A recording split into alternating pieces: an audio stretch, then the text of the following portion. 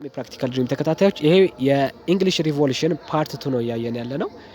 ከዚህ በፊት ኦሊቨር ክሮምዌል ኢንግላንድን እንደተቆጣጠራት ማለትም ንጉስም ባይሆን ራሱን ፕሮቴክተር ብሎ ኢንግላንድን እንደተቆጣጠረ አውርተናል እና ምንድን ይላል however the army and its leader ማለትም ክሮምዌል ማለት ነው became dissatisfied with the ramp ቀደም እንደነገርኳችሁ ሃውስ ኦፍ ኮመንስ ውስጥ የተወሰኑ ሰዎች ቀርተው ነበር እነሱም ራምፕ ይባላሉ ወይም ደግሞ ሌፍት ኦቨር ማለት ነው የቀረሰው ማለት ነውና እነሱ ነበር የቀሩት እነሱም ደስ አላሉትም መጨረሻ ላይ ምን አደረጋቸው እነሱንም ክሮምዌል took soldiers into the house of commons and dismissed the ramp ክሮምዌል ወታደሮችን ወስዶ ሃውስ ኦፍ ኮመንስ ላይ ራምፖቹን በቃ ውጡ በቃ ምንም አታስፈልጉም ብሎ አባረራቸው መቼ በ1653 ስለዚህ ሎንግ ፓርላመንት በ1653 አበቃ ማለት ነው የተጀመረው መቼ ነበር በ1640 ከ13 አመት በኋላ ሎንግ ፓርላመንት አበቃ ማለት ነው ሶ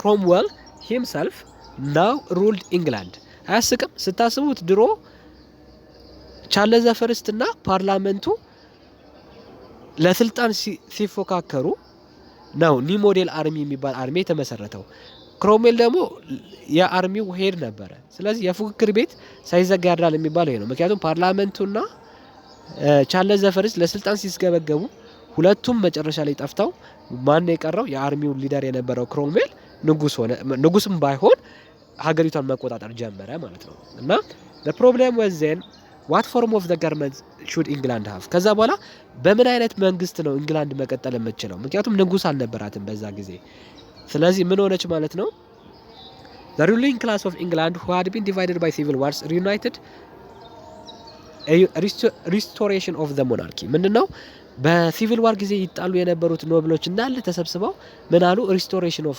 ሞናርኪው ይመለስ መልሰን ንጉስ ይኑረን ማለት ጀመሩ ማለት ነው it was a security for political stability traditional rule by traditional laws and a security against any rival of political radicalism which seemed a danger after Cromwell days ክሮምዌል ከ5 አመት በኋላ ሞተ በናቹራል ኮዝ ነው የሞተው በራሱ ጊዜ ሲሞት በቃ ያላች ክሮምዌል ለ5 አመት ያህል ያለማንም ተቀናቃኝነት ራሱን ፕሮቴክተር ብሎ ስኮትላንድንም ኢንግላንድንም አይርላንድንም ልክ ሲያምጹ የአርሚ ሊደር ስለሆነ እየሄደ ዋጋቸውን እየሰጠ ቆየ በኋላ ግን ልክ ክሮምዌል ሲመጣ በቃ ሞናርኪው ሪስቶር ይደረግ እንደድሮ ንጉስ ይኑር ብለው አሰቡና ምንድነው የሆነው in May 1660 ቻርልስ ዘ ፈርስት ኢልደስት ሰን የቻርልስ ዘ ፈርስት ትልቁ ልጁ ቻርልስ ዘ ሰከንድ ከዚህ በፊት እንደነገርኳችሁ ሸሽቶ ፈረንሳይ ነበረ was also named Charles entered London and began to rule as a Charles the second this event is known as restoration ይሄ ምን ይባላል ሪስቶሬሽን ይባላል ምክንያቱም ኦሬዲ ቆሞ የነበረው ሞናርኪ እንደ አዲስ ተጀመረ ሪስቶር ተደረገ ማለት ነው ሶ ማነው በሱ ፋንታ የመጣው ቻርልስ ዘ ሰከንድ ነው ቻርልስ ዘ ሰከንድ ደግሞ የቻርልስ ዘ ፈርስት ልጅ ሆኖ ፈረንሳይ ላይ ሸሽቶ የነበረ ነው ማለት ነው ሶ the restoration brought back the monarchy and the house of lords ልክ ሪስቶሬሽን ሲመጣ ከዚህ በፊት ክሮምዌል ሃውስ ኦፍ ሎርድስን አቦሊሽ አድርጎት ነበር ስለዚህ በሪስቶሬሽን ጊዜ ተመለሰ ሃውስ ኦፍ ዘ ሎርድ ተመለሰ ቸርች ኦፍ ኢንግላንድ ተመለሰ አርክ ቢሾፖቹ ተመለሱ እነዚህ ሁላ ነገሮች ተመለሱ ማለት ነውና ቻርልስ ዘ ሰከንድ did not come back as an absolute monarch የሚገር ቻርልስ ዘ ሰከንድ አብሶሉት ሞናርክ አልነበረም ማለት ነው ለምን አልነበረም ምክንያቱም ፓርላመንቱ አለ ኖብሎቹ አሉ ጄኔተሪዎቹ አሉ ስለዚህ ስልጣን ይጋሩታል በተወሰነ መልኩም ቢሆን ስልጣን ይጋሩታል ማለት ነው so Charles had no legitimate child and when he died his brother became king ቻርልስ ልክ ሲሞት ልጆች ቢኖሩትም የሱ ስልጣን መረከብ የሚችል ህጋዊ ማለት ትክክለኛ የሆነ ልጅ ስላልነበረው የቻርልስ ዘ ሰከንድን ስልጣን የተረከበው ጄምስ ዘ ሰከንድ ነበር ማለት ነው ግን አንድ ፈን ፋክት ልንገራችሁ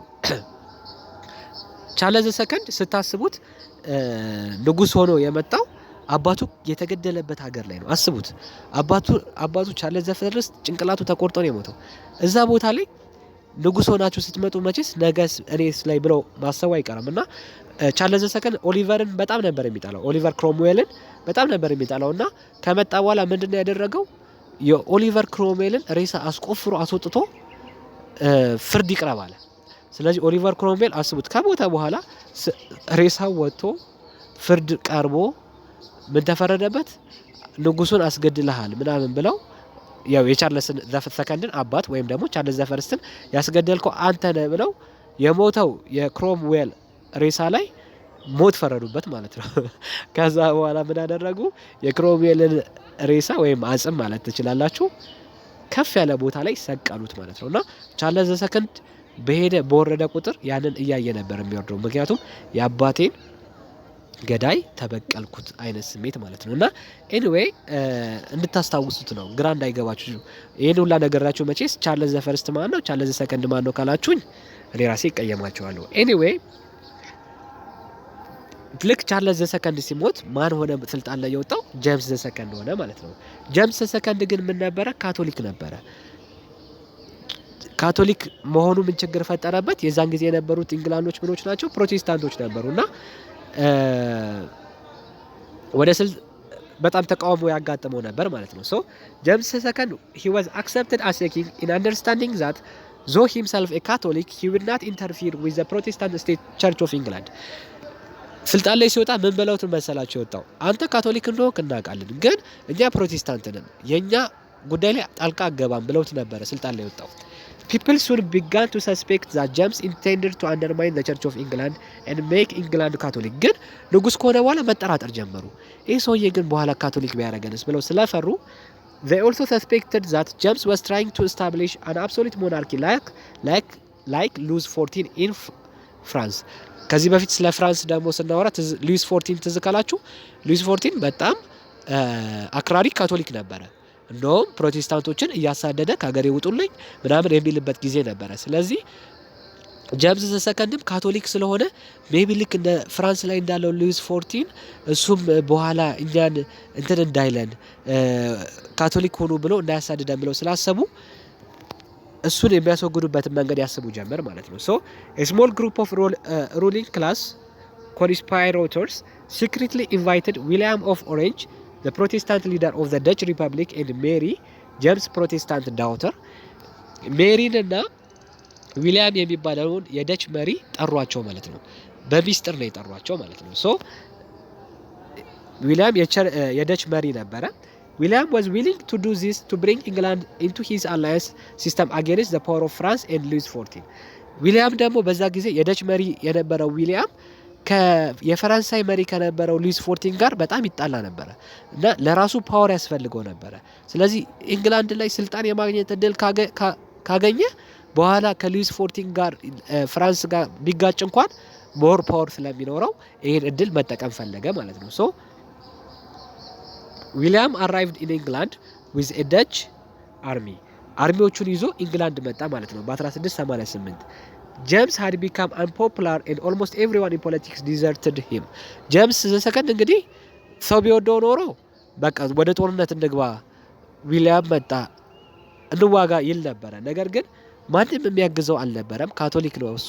ስለዚህ ጄምስ ምን አደረገ? ፍሌድ ቱ ፍራንስ፣ ወደ ፍራንስ ሸሸ፣ ወደ ሉዊስ 14 ሄደ። ምክንያቱም እሱም ካቶሊክ ነው፣ ፍራንስ ላይ ያለው ሉዊስም ካቶሊክ ነው። ሶ ዊሊያም ቢካም ኪንግ አስ ዊሊያም ዘ ሰርድ። ዊሊያም ምን ሆነ? ንጉስ ሆነ። ራሱን ምን አለ? ዊሊያም ዘ ሰርድ ሆነ። ዚስ ዋስ ቢካም known as the glorious revolution because it presented the continuation and succeeded without bloodshed ምን ማለት ነው? ይሄ ግሎሪየስ ሪቮሉሽን ይባላል። ምክንያቱም ያለምንም ደም ማፍሰስ ንጉስ ተቀየረ። ጄምስ ሰከንድ ወርዶ ዊሊያም ሰርድ ወጣ እና ይሄ ግሎሪየስ ሪቮሉሽን ያለምንም ደም መፍሰስ የተፈጠረ ነገር ስለሆነ ማለት ነው። ሶ ምን ይላል? in 1689 when King William and Queen Mary ዊሊያም ሰርድ እና ኩዊን ሜሪ become joint rulers አንድ ላይ ሆነው ማስተዳደር ጀመሩ ማለት ነው። So the parliament presented them a declaration that became known as Bill of Rights. ፓርላመንቱ ቢል ኦፍ ራይት የሚባል ዶክመንት ይዘው መጥተው አጽድቁ አሏቸው። ማንን? ዊሊያም ሰርድን እና ሜሪን ማለት ነው። So this famous document Bill of Rights የሚባለው ዶክመንት በጣም ታዋቂ ዶክመንት ነው። It gives people certain basic rights. ቤዚክ የሆነ ሲቪል ራይት ሰዎች የራሳቸው የሆነ መብት እንዲኖራቸው ይሄ አሁን ሰብአዊ መብት ምናምን የምንለውን አይነት መብት እንዲኖር ያስጀመረ አይነት ዶክመንት ነው ማለት ነውና ከማግና ካርታ በኋላ በጣም ወሳኝ የሚባል ዶክመንት ነው ይሄ ማግና ካርታ። ከዚህ በፊት አውርተንበታል። ኪንግ ጆንን ስልጣኑ እሱ ከህግ በታች እንደሆነ ያስፈረሙት ነው አይደለ? ልክ እንደዛ ይሄ ቢል ኦፍ ራይት የሚባለው ዶክመንት በጣም ወሳኝ ነውና በውስጡ ምን ይኖረታል?